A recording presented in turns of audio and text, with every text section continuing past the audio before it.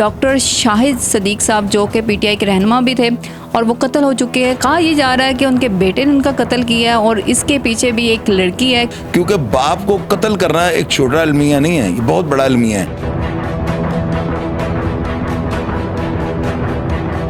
लड़की जो है जिसकी तस्वीर भी मंजर आम पर आ गई है, जिसको गिरफ्तार भी कर लिया, अभी वो पुलिस की हिरासत में भी है, वो भी इन्वॉल्व कहा जा रहा है कि वो भी इस चीज़ों में इन्वॉल्व है।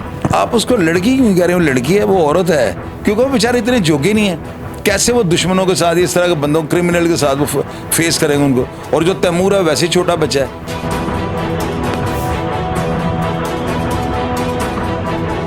अस्सलाम नाज़रीन, आप देख रहे हैं इनकलाब ज़माना। मैं हूं आपकी होस्ट हफ्सा मलिक। आज हम उस टॉपिक पे बात करने जा रहे हैं जो कि बहुत ट्रेंडिंग पर है। वो टॉपिक ये है कि डॉक्टर शाहिद सदीक साहब जो कि पीटीआई के रहनुमा भी थे और वो कत्ल हो चुके हैं। कहा यह जा रहा है कि उनके बेटे ने उनका कत्ल किया है और इसके पीछे भी एक लड़की है, क्योंकि आजकल जितने हम वाक़या देख रहे हैं या वो औरत का चक्कर है या वो ज़मीन का चक्कर है।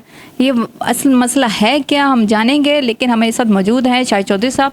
वाक़या जानते हैं कि आपको क्या लगता है कि इसके पीछे वाकई बेटे ने जो है बाप का कत्ल एक लड़की के पीछे किया? इसमें जो है ना 110% जो है ना आइस की वजह से ये बाप कत्ल हुआ है। मैंने आइस के ऊपर 10-12 प्रोग्राम किए और मैंने लोगों को बताया कि ये वो नशा है कि इस नशे को करने के बाद बंदा जो है ना अपनी बेटी के साथ जो है ना वो भी महफूज नहीं। यानी कि ये इस तरह का नशा है कि किसी भी किस्म की हरकत जो है ना वो आपसे जो है ना उसकी तवक्को लगाई जा सकती है। इसमें जो है ना वो बताते हैं कि ये औरत डांस पार्टियों में वो मिलती थी उसको, वो उम्र में 12 साल बड़ी है। मैं इस बात को नहीं मानूंगा। मैं बेसिकली जो है ना आइस के नशे को जो है इस चीज़ का जिम्मेदार ठहराऊंगा। और मैंने प्रोग्राम्स में बताया हुआ है कि ये वो नशा है कि अगर कोई भी फ़र्द घर में करना शुरू कर देना तो किसी की भी इज्जत जो है ना उसके आगे महफूज नहीं होगी। और आप ये अंदाज़ा लगाएं, अगर बंदा इस तरह की गैर अखलाकी हरकत कर सकता है अपनी पैदा होने वाली बेटी के साथ, अपनी बहन के साथ, माँ के साथ, तो कत्ल तो इसकी अहमियत ही कोई नहीं है। ये जो है ना उस बंदे ने, वो लड़का आइस पीता था, 110% पीता था, क्योंकि बाप को कत्ल करना एक छोटा अलमिया नहीं है, ये बहुत बड़ा अलमिया है। और उस बंदे ने, लोग ये बता रहे कि 5 लाख रुपए उसको घर से खर्चा मिलता था, वो बाप को कहता मुझे 30 लाख रुपए दे दें। ये सारी बातें दुरुस्त होंगी, लेकिन बेसिकली जो है ना उससे अपना माइंड जो बनाया होगा ना वो आइस पीकर बनाया होगा। ये मेरी बात आप नोट कर लीजिएगा। जब पुलिस की इन्वेस्टिगेशन कंप्लीट होगी ना ये बात मंजर आम पे आएगी, अब चेक कर लीजिएगा। अच्छा, मुझे ये बताएं, जैसे आपने कहा कि ये आइस का नशा वगैरह करता होगा, लेकिन मुझे ये बताएं कि बाप जब बेटे को सब कुछ दे रहा है और बेटे के साथ वो प्यार भी बहुत कर रहा है, और ऐसा बंदा जिसकी ना किसी से दुश्मनी है और बाप के मरने के बाद बेटे को ही मिलना था, तो आपको नहीं लगता कि पीछे कोई और मास्टरमाइंड बैठा हुआ है? मैं 100% दावे से ये बात कर सकता हूँ। वो आइस जो है ना ये एक ऐसा नशा है, क्योंकि इसके बड़े पेशेंट्स को मिल चुका हूँ मैं, ऐसे ऐसे अफराद को मिल चुका हूँ जो इस लत के अंदर लग चुके हुए थे। मैंने उनकी नफ्सियात को जब रीड किया ना तो वो बातें लोगों से शेयर की जो लोगों की तवज्जो में भी नहीं होंगी, लोगों को उन बातों का भी नहीं पता होगा।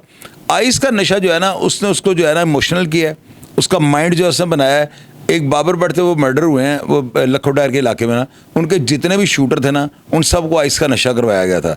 जब उन्होंने आइस का नशा कर लिया तो उनको ये पता ही नहीं था कि हम जाएंगे तो आगे से गोली चल सकती है। यानी ये वो नशा है जो आपके हवास बिल्कुल जो है ना खो जाती हैं।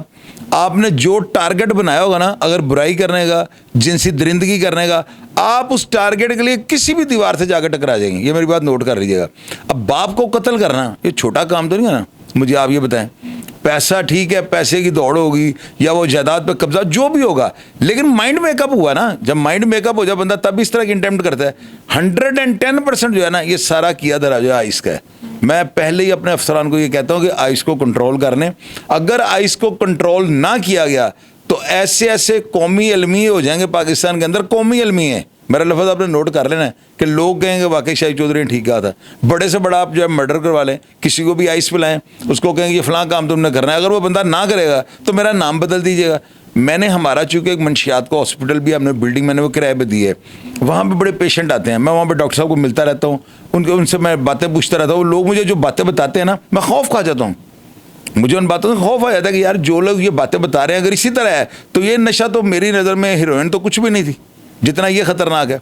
तो आजकल जो है आपको भी अंदाज़ा होगा कि हर जो है ना सोशल मीडिया के प्लेटफॉर्म पे लोग ये पी रहे हैं। उसके अलावा लोग साफ़ी भी लगे हुए हैं, कॉलेजों में, गर्ल्स हॉस्टल में, हर जगह पे ये जो है आइस ये चल रही है। आप इस बात को मानती हैं कि नहीं मानती हैं? तो ये जो आइस है ना बेसिक जो है ना उसका माइंड बनाने वाली आइस होगी। ये बात ये नोट कर लीजिएगा आप।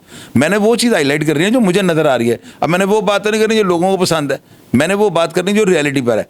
पैसा और हर चीज़ जो है वो बाद में है, लेकिन कत्ल की जो अटेम्प्ट उसने किया सब कुछ उसके बाद ही मिल रहा है ना, तो कत्ल उसने क्यों कर दिया? ये भी मानते हैं कि जो पहला अटेम्प्ट हुआ था उन पर कत्ल का, क्योंकि उनके ऊपर ये पहला अटैक नहीं था, ये दूसरा अटैक था।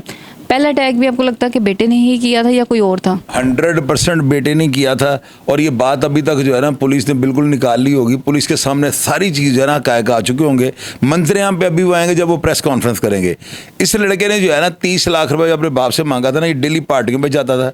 लोग ज़ाहिर है मेरा फ़ोन नंबर जो ऊपर लगा होता है तो लोग कॉलिंग कर करके बताते हैं मुझे। लोगों ने ऐसी ऐसी हैरत अंगेज होशरुबा बातें बताई हैं, हैरान हो गया मैं सुनकर ना।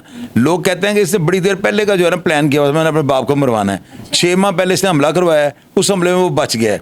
फिर दोबारा इसने अपने दोस्त शहरियार के साथ मिलकर प्लान किया है। शूटर को जो है इसे बहरिया टाउन के अंदर कोठी लेकर दी हुई थी, वहाँ पर वो रह रहे थे। और सुनने में है कि वो जो शहरियार है उसका वालिद और उसके वालिद का भाई, यानी इसका चचा और वालिद दोनों जो है ना इन्होंने टारगेट किया इसके बाप को। तो अब ये देखेंगे कोई एक दिन में खिचड़ी तो पक नहीं गई। इसको बनाते हुए तैयार करते हुए 2, 4, 5 माह लग गए होंगे।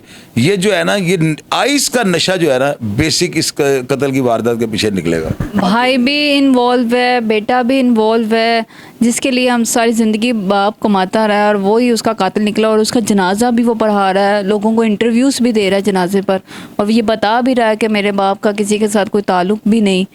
सब चीज़ें हो रही हैं। आपको लगता है ये केस दब जाएगा या इसका कोई इंसाफ होगा? ये केस इसलिए दब जाएगा, घर का भेदी लंगाड़ा है। अब घर का भेदी पड़ गया ना, अब उसके माँ बाप जो होंगे, जो उसकी वालदा जो होंगी, उसका भाई जो होगा, जाहिर है कि उन्होंने माफ़ी कर देना। मेरी नज़र में इस केस का कुछ भी नहीं बनेगा। वो जो शूटर है ना, ऐसे शूटर को जो है कैफरे किरदार में पहुंचाना चाहिए। इनका जो है ना इनकी FIR ऐसी दर्ज होनी चाहिए कि इनके साथी छुड़ाने आए तो वो हमले में मारे गए हैं। फिर मैं पुलिस वालों को मानूँ। पुलिस वालों को चाहिए कि वो इसका अंदाज़ा लगाकर उनको पता लग जाता है कि इस केस का क्या बनना है, तो मैं आपको लिख कर दे सकता हूँ। भाइयों ने और वालदा ने सुलह कर लेनी, उन्होंने माफ़ कर देना। तो जब वो मुद्दई तो वो है, छोटा भाई तैमूर मुद्दई है ना, तो जब वो माफ़ कर देगा, वालदा माफ़ कर देगी, बाकी वारस माफ़ कर देंगे, तो अदालत को क्या लगे या पुलिस को क्या लगे? तो पुलिस वालों को चाहिए कि अगर वो जेन्युइन शूटर हैं और उन्होंने पैसों की डील में जो है ना इसको जो है मारा, इसके वालिद को, इसको शाहिद को, तो पुलिस वालों को ये चाहिए कि वो इंसाफ फराहम करें। अगर अदालतें इनको रिलीफ दे देंगी या ये डर के बेचारे सुलह कर लेंगे, तो ऐसे अफराद की FIR नहीं कटती कि साथी छुड़ाने आए तो वो हमले में मारे गए हैं। तो ऐसे होना चाहिए। 110% जो है, ये मेरी बात आप नोट कर लीजिएगा, ये सब बरी हो जाएंगे। और ये जो लड़की जो है जिसकी तस्वीर भी मंजर आम पर आ गई है, जिसको गिरफ्तार भी कर लिया, अभी वो पुलिस की हिरासत में भी है, वो भी इन्वॉल्व कहा जा रहा है कि वो भी इस चीज़ों में इन्वॉल्व है। आप उसको लड़की क्यों कह रहे हो? लड़की है, वो औरत है। वो मेरे अंदाजे से उसकी उम्र 37 से 38 साल उसकी उम्र है, और आप उसको लड़की कह रही हैं, वो औरत है। और मैंने आपको वही बताया कि देखे ना, अब इस लड़के के पास इतना पैसा था, करोड़ों अरबों का ये मालिक था लड़का, था कि नहीं? इतना इसको खर्चा मिलता था, तो क्या इसको वही थकी टूटी नजर आई थी? वो 37 साल इसको आइस ने मूव कर दिया हुआ था। मेरी बात याद रखिएगा। मैं 12 दफा जोर क्यों दे रहा हूँ? मैंने अपने प्रोग्राम में बताया हुआ है कि आइस एक ऐसा नशा आ गया हुआ है कि वो पीने वाला बंदा कोई भी अटेम्प्ट कर सकता है। आपको लगता है वो भी इन्वॉल्व है? वो इन्वॉल्व इसलिए नहीं हो सकती कि औरत जो है ना वो इतना भार नहीं उठा सकती। ये जो है ना ये वन साइडेड काम था सारा। अभी तक पुलिस की जो इन्वेस्टिगेशन है वो भी इसी तरफ जा रही है। पुलिस का सारा जो है ना वो रुझान इसी तरफ है कि ये लड़का जो है ना इसी ने खुद अपनी जाति यानी कि अना की खातिर या कह लें या पैसों की खातिर कह लें, जायदाद की खातिर, प्रोटोकॉल शशकों की खातिर कह लेंगे, सब अपने वालिद को कत्ल करवाया है। लड़की जो है वो कहीं गई है थाने जाकर, वहाँ पर स्टेटमेंट दे के आई है कि जी मैंने तो उसको कोई ना गिफ्ट का एक पर्स मैंने इससे लिया है, 2-3 अंगूठियाँ इससे ली हैं, वो शायद डायमंड की होंगी, या पर्स भी अगर होगा तो कोई आम साइज से नहीं दिया होगा। तो यहाँ से आप अंदाजा लगाएं कि इतने पैसे वाला लड़का हो गया, अपने से बड़ी 12 साल बड़ी औरत के ऊपर वो रह गया है। तो वो नहीं रह गया, वो उस नशे ने उसको रखवा दिया हुआ है। इतनी बड़ी बड़ी डांस पार्टी करता था। मुझे लोगों ने बताया कि चोई साहब ये एक डांस पार्टी पे 20-20, 25-25 लाख रुपए लगाता था। वहाँ पे कोक, वहाँ पे पल्स, वो जो गोली होती है डांसिंग गोली जो होती है, उसके अलावा आइस, ये सारे नशे, गर्दा, चरस, हर काम वहाँ पे हो रहा होता था। तो ये लड़का ये शश के ज़िंदगी के जो थे यही नशे और यही सारी चीज़ें इसको बर्बादी की तरफ ले गई हैं और अपना बाप इसे मार दिया। सारी ज़िंदगी इसके ऊपर लानत पड़नी है। मुझे आप बताएं कोई बंदा इसको माफ़ करेगा? ये जेल में भी जाएगा, वहाँ पे लोगों ने पियोदा कातल आए, इसकी माफ़ी नहीं होगी। ये बंदा ज़लील रुसवा होकर दुनिया से जाएगा। मेरी बात नोट कर लीजिएगा आप। अच्छा, मुझे ये बताएं कि आपने बताया कि 20 से 25 लाख एक आम इंसान के लिए ये बहुत ज़्यादा वैल्यूएबल है और ये दिन का इतना लगाता है, तब बाप इसको कुछ नहीं कहता था? जो इसको 5 लाख रुपए महीना दिए, 20-25 लाख कहाँ से करता था? आजकल के जो बच्चे हैं ना जो नशे कर रहे हैं ना, अब बाप की बात कर रहे हैं, उनको पुलिस का डर नहीं होता।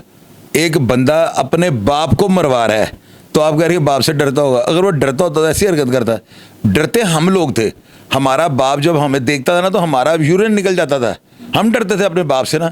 तो ये लोग जो है ना, ये डरना ये भी चाहते हैं, हो सकता है ये इनके अंदर भी वही तहजीब अदब हो, लेकिन वो नशा जो है ना वो इनके आगे नहीं पेश चलने देता। अच्छा, ये केस को ना सियासी रंग देने की भी कोशिश की है ना, क्योंकि वो पीटीआई के थे, तो ये भी कहा मीडिया सियासी रंग देने की कोशिश कर रहा था, लेकिन वो लड़का तो पहले दिन से सारा मामला गोल कर रहा था।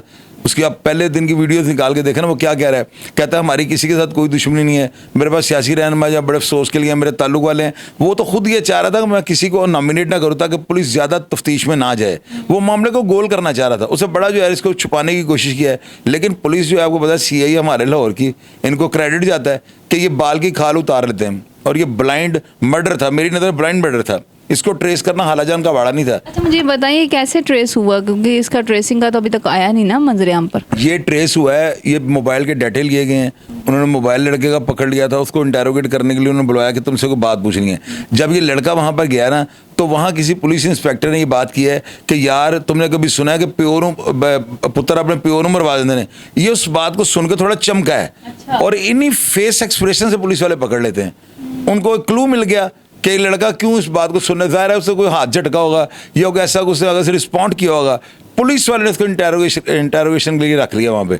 जब इंटेरोगेट किया गया है तो फिर आपको पता ही है, मासूम बच्चे होते हैं, बर्गर बच्चे होते हैं, पुलिस की कार्ड ये निकाल सकते हैं। फिर पुलिस वालों ने जब आजम और बालमा दिखाया होगा तो हर चीज़ सामने आ गई। पंजाब पुलिस से वैसे भी कोई नहीं बच सकता। ये जेन्युइनली बात है कि ये बच्चे बर्गर बच्चे होते हैं, ये तो पुलिस की 2 मिनट की कार्ड नहीं निकाल सकते।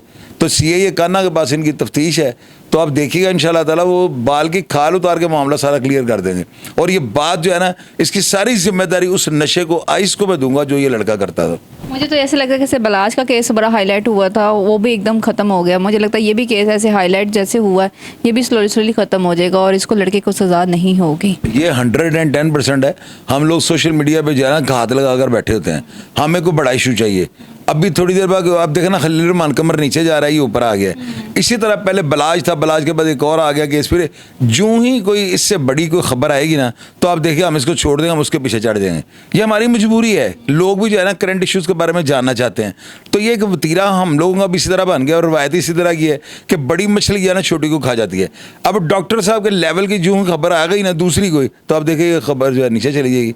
और इसमें चूँकि मुद्दई भी घर वाले हैं और जालिम जो बेटा मुलज़म वो भी घर वाला है, तो इस केस का कुछ भी नहीं बनता। मैं देख रहा उनको लगता है कुछ और लोग भी इन्वॉल्व होंगे या सिर्फ ये दोनों ही होंगे? 100% इन्वॉल्व है। उसका दोस्त शहरियार इन्वॉल्व है, उसका वालिद इन्वॉल्व है, उसका वालिद का भाई इन्वॉल्व है। वो जो 7-3-4 इन्होंने शूटर वहाँ पे रखे हुए जो रैकी करते हैं सफ़ेद गाड़ी के ऊपर, वो सारे इन्वॉल्व हैं। और ये गारंटी दे सकता हूँ इस बात की ना कि ये केस अगर उसका बेटा बरी होगा ना, तो बाकी सारे ऑटोमेटिकली क्लियर हो जाएंगे। बात नोट कर लीजिएगा आप, क्योंकि वो बेचारे इतने जोगे नहीं हैं।